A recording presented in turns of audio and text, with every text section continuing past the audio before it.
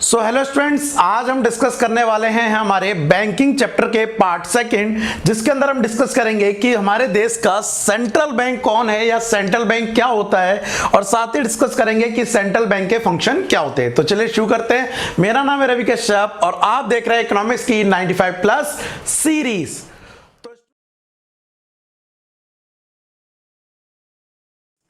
तो स्टूडेंट, जैसा कि आज का टॉपिक है, आज के टॉपिक में मैं आपके साथ डिस्कस करूंगा सेंट्रल बैंक और उसके फंक्शन।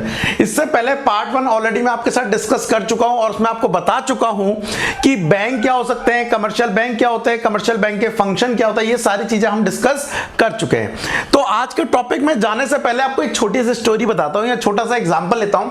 आप सभी को पता होगा कि घर में मम्मी के पास ही पैसे हैं, आप सभी को पता होगा कि आपके घर में तुम्हारे पास ही पैसे होते हैं, आपके पास घर में आपकी सिस्टर के पास ही पैसे होते हैं। लेकिन अगर मैं ओवरऑल एक एग्जांपल लूं तो ये सारे पैसे का सोर्स होता है वो एक जना होता है, वो है घर का हेड ऑफ द फैमिली, या आप उन्हें कह सकते हो आपके फादर। ठीक है, वो क्या करते हैं, पैसे कमा के लाते हैं, फिर शायद वो मम्मी को देते हैं, मम्मी आपको देती है, पापा डायरेक्ट आपको देते हैं। तो पूरे में सोर्स एक ही है, पूरे में पैसे को कंट्रोल एक ही जना कर रहा है, लेकिन पैसे सबके पास है।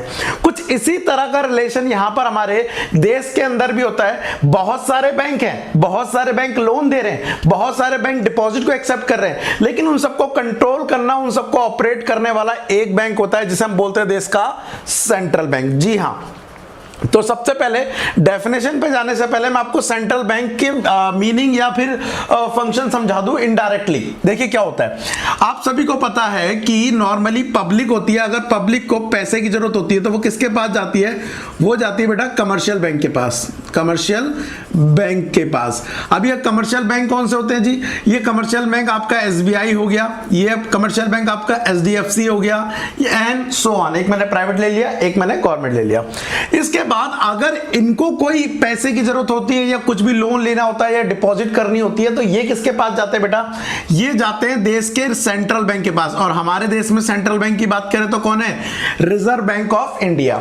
एक मूवी का डायलॉग है ना, हर बाप का एक बाप होता है जिसे हम दादा कहते हैं। तो जी पब्लिक के यहां पर बैंक कौन हो गए, कमर्शियल बैंक, और कमर्शियल बैंक के कौन हो गए, RBI। तो ये देश का RBI होता है। और फुल फॉर्म भी लिख देता हूं, रिजर्व बैंक ऑफ इंडिया होता है। ठीक है, इंडिया के अंदर तो। और ये हमारे देश का क्या है, सेंट्रल बैंक है। और ये कब बना था, 1935 में बना था। ये बेसिक सी इंफॉर्मेशन आपके लिए बहुत है। अब सबसे पहले हम समझ लेते हैं सेंट्रल बैंक होता है क्या और उसकी डेफिनेशन क्या होती है, देन हम आगे कंटिन्यू करेंगे। तो सेंट्रल बैंक की डेफिनेशन समझ लेते हैं क्या होता है। देखिए क्या बोल रहा है, अ central bank is an apex institution, apex मतलब होता है सबसे बड़ा, of a country which operate, controls, directs and regulate the monetary and financial system of the country. It is called central bank because it occupies the central place in the monetary and banking structure of the country. देखो यहाँ पर important क्या बोल रहा है, economy के अंदर जितना भी जो क्या था मनी था उसको कंट्रोल कौन करेगा, ऑपरेट कौन करेगा, डायरेक्ट कौन करेगा, रेगुलेट कौन करेगा, वो देश का सेंट्रल बैंक करता है। हर देश का अपना एक सेंट्रल बैंक होता है। हम इंडिया के निवासी हैं तो हम बात करेंगे इंडिया के, और इंडिया के सेंट्रल बैंक की बात है तो वह है रिजर्व बैंक ऑफ इंडिया। अच्छा, आपकी जानकारी के लिए बता दूं, एक बैंक का नाम जैसे स्टेट बैंक ऑफ इंडिया है ना, एक का बैंक का नाम सेंट्रल बैंक ऑफ इंडिया भी है, तो उससे कंफ्यूज मत हो जाना। सेंट्रल बैंक ऑफ इंडिया हमसे हमें कोई ले देना नहीं है, हमें लेना देना है रिजर्व बैंक ऑफ इंडिया से। समझ आया। और कब बना था, 1935 में बना था। उसके आगे देखो क्या बोल रहा है, at most all the countries in the world have their central bank. It is called by different name in the different countries. देखो हर देश का अपना एक सेंट्रल बैंक होता है और हर देश में उस सेंट्रल बैंक को अलग अलग नाम से जाना जाता है। हमारे वाले को तो रिजर्व बैंक ऑफ इंडिया के नाम से जाना जाता है, गलती से पेपर मत लिख देना सेंट्रल बैंक ऑफ इंडिया। ठीक है, it is known as bank of England in England. देखो बैंक इंग्लैंड का क्या है, bank of England. The federal reserve system in the US, America की बात करें तो अमेरिका के सेंट्रल बैंक का नाम क्या है, federal reserve system. In the bank of France, in France, France के अंदर इसका नाम बैंक ऑफ फ्रांस है। और reserve bank of India in India, India के अंदर इसका नाम क्या है, रिजर्व बैंक ऑफ इंडिया। तो 3-4 फेमस कंट्री, बड़ी बड़ी कंट्रीज को आपके सेंट्रल बैंक के नाम बताए गए। आगे क्या बोला, the bank of England was the first function, bank of England was the first function as a central bank in 1884। 1884 जो सबसे पहला, अगर सेंट्रल बैंक की बात करें कौन बना था, तो एज अ सेंट्रल बैंक के तौर पर जो सबसे पहले फंक्शन किया था वो बैंक ऑफ इंग्लैंड के ने किया था।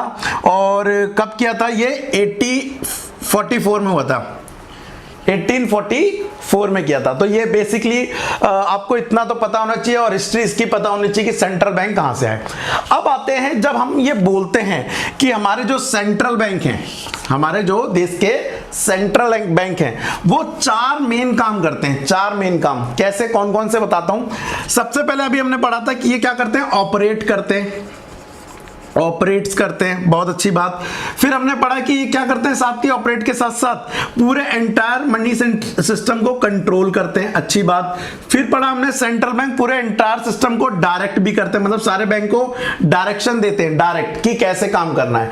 और उसी के साथ साथ ये क्या करते हैं? रेगुलेट भी करते हैं, रेगुलेट भी करते हैं। तो इतने सारे जब काम करते हैं तो यही इसके क्या बनेंगे? फंक्शन। बट आपको ऐसे नहीं लिखना है कि ये ऑपरेट करते हैं, कंट्रोल करते हैं, डायरेक्ट करते हैं, रेगुलेट करते हैं। आपको पर्टिकुलरली इनके क्या बताने हैं? फंक्शन बताने हैं। तो वन बाय वन हम फंक्शन करते करके डिस्कस करते हैं। आपकी बुक में जो होंगे वो आप डिस्कस करना, मैं अभी अपने नोट्स के अकॉर्डिंग बता दे रहा हूं। और इसके ये जो नोट्स हैं आपको कहां मिल जाएंगे? वेबसाइट में मिल जाएंगे, नीचे डिस्क्रिप्शन में इसकी डिटेल दी हुई है, वहां पर चेक कर सकते हैं। ठीक है, चलिए तो सबसे पहले बात करते हैं। सबसे पहला जो यहां पर हमारा फंक्शन निकल के आ रहा है बेटा, सबसे पहला फंक्शन वो यहां पर निकल के आ रहा है issue of currency, issue of currency. Well आपको बता दूं, हमारे देश में चाहे कितने के ही सिक्के चलते हो, कितने ही नोट चलते हो, अगर 1 रुपए के कॉइन और नोट को छोड़ दिया जाए, कितने? 1 रुपए के कॉइन और नोट को छोड़ दिया जाए, तो सारी करेंसी को जो इश्यू करता है वो कौन करता है? आरबीआई करता है। इश्यू ऑफ करेंसी कौन करता है? देश का सेंट्रल बैंक करता है। तो ये आप याद रखना। और अगर 1 रुपए की बात करेंगे या फिर 1 रुपए के सिक्के की बात करेंगे, ठीक है, या नोट की, तो वो कौन करता है? Ministry of finance. 1 rupees coin और note issued by finance ministry.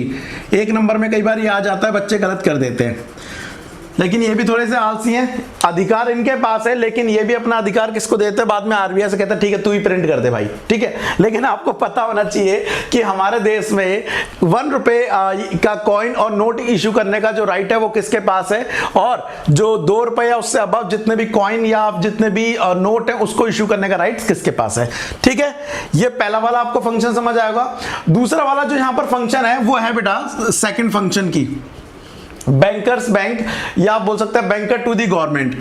अभी बैंकर टू दी गवर्नमेंट, अब ये क्या करता है? देखिए गवर्नमेंट, अभी हमने बात करें ना, सेंट्रल बैंक क्या करता है जी? रेगुलेट करता है, कंट्रोल करता है, डायरेक्ट करता है, ऑपरेट करता है, ये सारे काम करता है। तो जैसा हम पब्लिक का अकाउंट, हम पब्लिक कहां जाते हैं? पब्लिक जाती है जी कमर्शियल बैंकों के पास, और कमर्शियल बैंक नॉर्मली कहां जाते हैं? आरबीआई के पास। तो अगर गवर्नमेंट होगी, चाहे वो स्टेट हो चाहे फिर वो सेंट्रल गवर्नमेंट हो, दोनों ही गवर्नमेंट कमर्शियल बैंक के पास नहीं जाते हैं, दोनों ही गवर्नमेंट किसके पास जाते हैं? रिजर्व बैंक ऑफ इंडिया के पास जाते हैं। अगर इनको लोन की जरूरत पड़ती है तो ये रिजर्व बैंक ऑफ इंडिया से ले सकते हैं, और अगर इनको डिपॉजिट भी करना होता है तो भी ये रिजर्व बैंक ऑफ इंडिया के पास डिपॉजिट कर सकते हैं। उम्मीद करता हूं स्टूडेंट आपको ये लेक्चर समझ आ रहा होगा। वेल आप सोच रहे होंगे अचानक से पढ़ते पढ़ते सर कहां से आ गए, ये वीडियो क्यों रुक गई? तो भाई मैं बताना चाहता हूं इसकी ऑलरेडी वीडियो मैंने कंप्लीट बना रखी है, जस्ट आपको इन्फॉर्म करने के लिए कि जी ये लेक्चर अवेलेबल है, आपको बताने के लिए मैंने ये वीडियो बनाई थी। तो अगर आपकी इसकी वीडियो डिटेल चाहिए, विच मीन्स पूरी वीडियो चाहिए, फुल वीडियो का लिंक डिस्क्रिप्शन में दिया हुआ, जाके क्लिक कर लो। प्लस वहां पर आपको इसकी प्लेलिस्ट का लिंक भी मिल जाएगा। प्लेलिस्ट मतलब जहां पर आपको सारी वीडियो क्या होंगी? अवेलेबल होंगी। वेल इसके अलावा अगर आपको लगता है कि समझने के बाद आपको कोई डाउट रह गया है तो प्लीज कमेंट में लिख देना, मैं उसके ऊपर फर्दर वीडियो बना के आपके डाउट को क्लियर करने की कोशिश करूंगा। चलिए फटाफट उसको देखिए जाके, मैं मिलता हूं आपसे नेक्स्ट क्लास में, तब तक के लिए thank you, tata, bye bye.